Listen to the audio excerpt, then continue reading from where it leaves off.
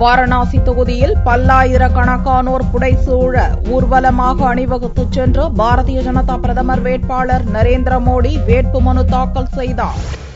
பாரதிய ஜனதா பிரதமர் வேட்பாளர் மோடி குஜராத்தின் வடோதரா, உத்தரப்பிரதேசத்தின் வாரணாசி தொகுதிகளில் போட்டியிடுகிறார். வடோதராவில் ஏப்ரல் 9ஆம் தேதி வேட்புமனுவை தாக்கல் செய்த மோடி வியாழனன்று வாரணாசியில் மனு தாக்கல் செய்யப்போவதாக அறிவித்திருந்தார். அதன்படி வாரணாசியில் உள்ள பனாரஸ் இந்து பல்கலைக்கழகத்தில் ஹெலிகாப்டரில் வந்திறங்கிய மோடி பல்கலைக்கழக நிறுவனர் மதன் மோகன் மாலவியாவின் சிலைக்கு மாலை அணிவித்தார். அதன் பிறகு பல்லாயிரக்கணக்கான பாரதிய ஜனதா தொண்டர்கள் புடைசூழ அலங்கரிக்கப்பட்ட லாரியில் மோடி ஊர்வலமாக புறப்பட்டார். காவி நிற தொப்பியும் மோடியின் முகமூடியும் அணிந்து ஆயிரக்கணக்கான தொண்டர்கள் ஊர்வலம் வந்தனர். ஊர்வலம் செல்லும் வழிநெடுக உள்ள கட்டிடங்களில் நின்றிருந்த மக்கள் மோடிக்கு உற்சாக வரவேற்பு அளித்தனர். 2 கிலோமீட்டர் தூரத்துக்கு நடந்த ஊர்வலம் வாரணாசி கலெக்டர் அலுவலகத்தில் முடிந்ததும் அங்கு கலெக்டரிடம் தனது வேட்புமனுவை மோடி தாக்கல் செய்தார். மோடியின் வேட்புமனுவை கல்வியாளர் மதன் மோகன் மாலவியாவின் பேரனும் அலகாபாத் உயர்நீதிமன்ற முன்னாள் நீதிபதியுமான கிரிதர் மாலவியா முன்மொழிந்தார். வாரணாசி தொகுதியில் மோடியை எதிர்த்து போட்டியிடும் ஆம் ஆத்மி கட்சி ஒருங்கிணைப்பாளர் அரவிந்த் கெஜ்ரிவால் புதனன்று வேட்புமனு தாக்கல் செய்தார்.